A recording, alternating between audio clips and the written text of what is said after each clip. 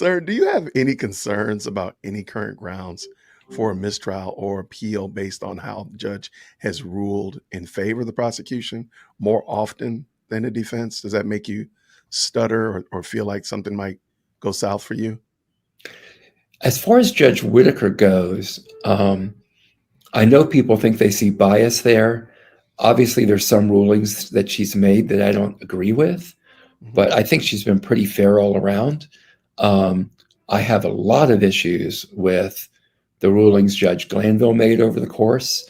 Mhm. I think there are so many different uh, grounds for appeal For sure. prior to Judge Whitaker taking over. And frankly, some of Judge Whitaker's decisions are grounds for appeal. I believe she should have granted my motions for mistrial. I mean, I wouldn't have filed the motions for mistrial unless I thought there was a solid foundation for it and they should have been granted. So in that respect, what she did there, I think, is grounds for appeal. So this, I don't see how this case, as much as even if Judge Whitaker does a perfect job from here going forward, if, God forbid, there's a guilty verdict in this case, I don't see how this case stands up on appeal. I got you. I'm trying to find the question because I am interested in this. I've watched the pre-trial motion for Mhm. using rap lyrics. Oh, And yeah. I do have a question about that, but I'm going to ask my question. Okay. This is something I've noticed. Judge Glanville said certain things about that motion, which I think you argued it very well. I do think Thank there you. are some things, some areas that I, I feel like you might not have hit it right out the park, but I don't think it was, I still don't think they did as well as they were granted, but I digress. Yeah. Judge Glanville made some decisions on that. Like, for example, that the rap lyrics prove that Jeffrey is the leader of the gang, if you will. The lyrics. It seems like and sounds like to me, Judge Whitaker almost contradicted that a couple of days ago with the commentary about something on a Instagram post, some Mhm. comment that was in an Instagram post, almost contradicted what Judge Glanville said, which, in my opinion, this whole case was built on lyrics, rap lyrics, and shored up by Woody and Sledge. But is that possible for a judge to contradict the previous judge and it not be thrown out, or how does that work? Yeah. I mean, I think Judge Whitaker, I think, is reluctant to revisit any of Judge Okay, Glanville's rulings. I agree. I don't specifically agree with your view of how he ruled on the interpretation of the lyrics as it relates to Jeffrey Williams. I'm not going to speak on it because he's not my client. I just don't agree with your assessment of his ruling. As I took his rap lyric ruling, he has found that they're, at least on a preliminary basis, the rap lyrics are admissible. And I too think I could have argued. And anytime you do something and you look back at it, you're like, oh, could have done that a little bit different. And I don't disagree that there's some things I could improve on that. But I find the use of rap lyrics incredibly offensive, Amen. just on a macro level, from Yes. any number of perspectives, from a First Amendment perspective, from the fact that they only use lyrics against people of color, defendants Mhm. of color. They're never used against anyone else. I think there is a incredibly racist presumption that if a Black person writes a lyric, it must be autobiographical, Yep. because I think there's an implication that for some reason a Black person cannot inhabit a persona and write from that perspective.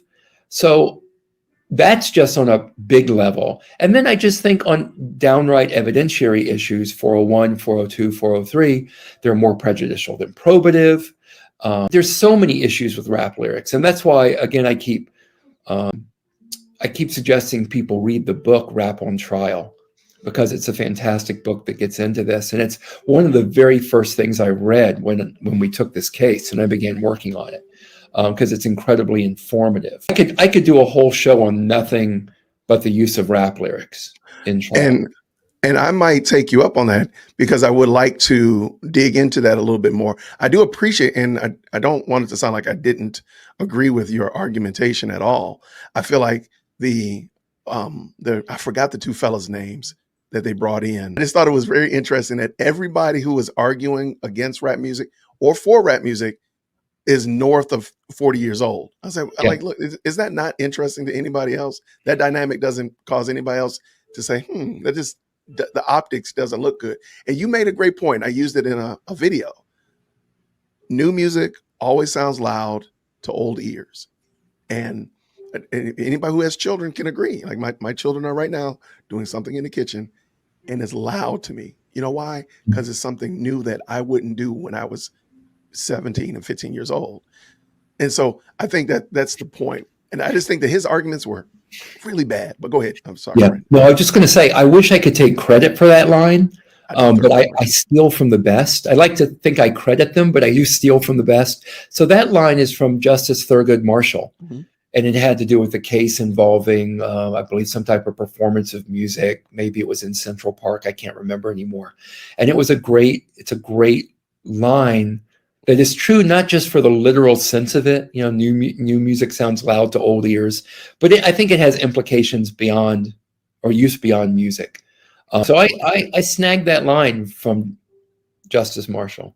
Well, you've said it enough. You can say, as I always say. Now you can do that. And then now you can just quote yourself. Yeah. So I love it. No, that was a very good. If you ever want to, I would love to hear more about your thoughts. And if the moderators would drop the link to the book, Rap on Trial, right? Rap on Trial. Yeah, Rap on Trial. And I apologize for not knowing the authors' names. I should know them off the top of my head. One is a professor at the University of Georgia. But yeah, there it is right there. Great. Rap on Trial. Go out and buy it. It's not expensive. Of course, if you want to be shocked and outraged, but if that shock and outrage motivates you to force for change, to push for change with your vote, with petitioning, there's an act right now in Congress, the RAP Act. Yeah.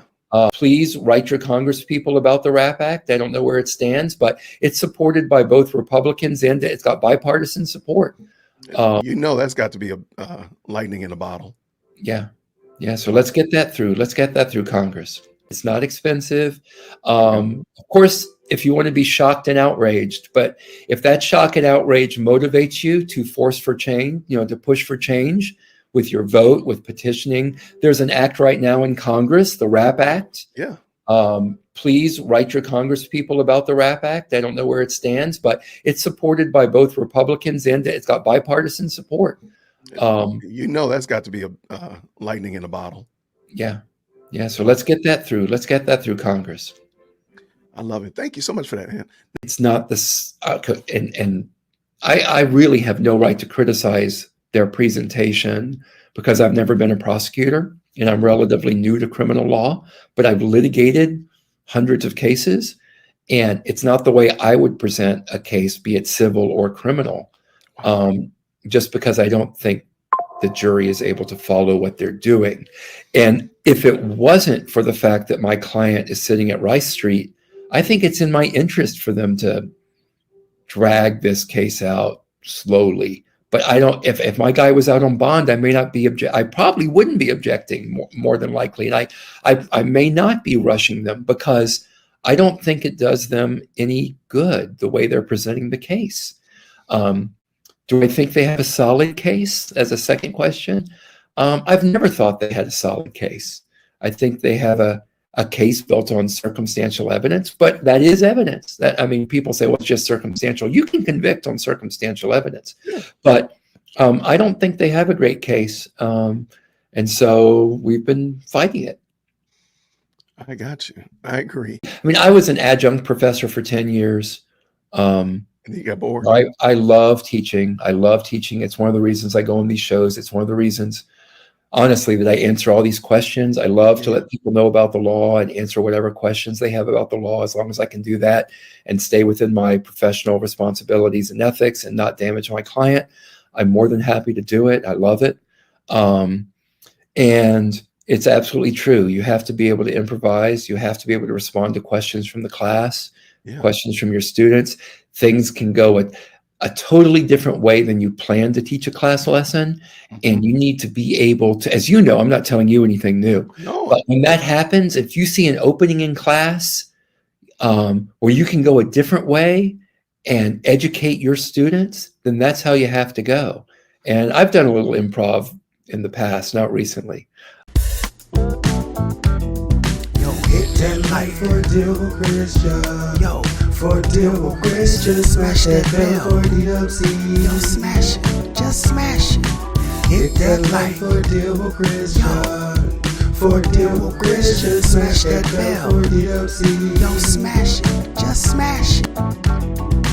Hit that like for deal with Christian. I love it. Thank you so much for that.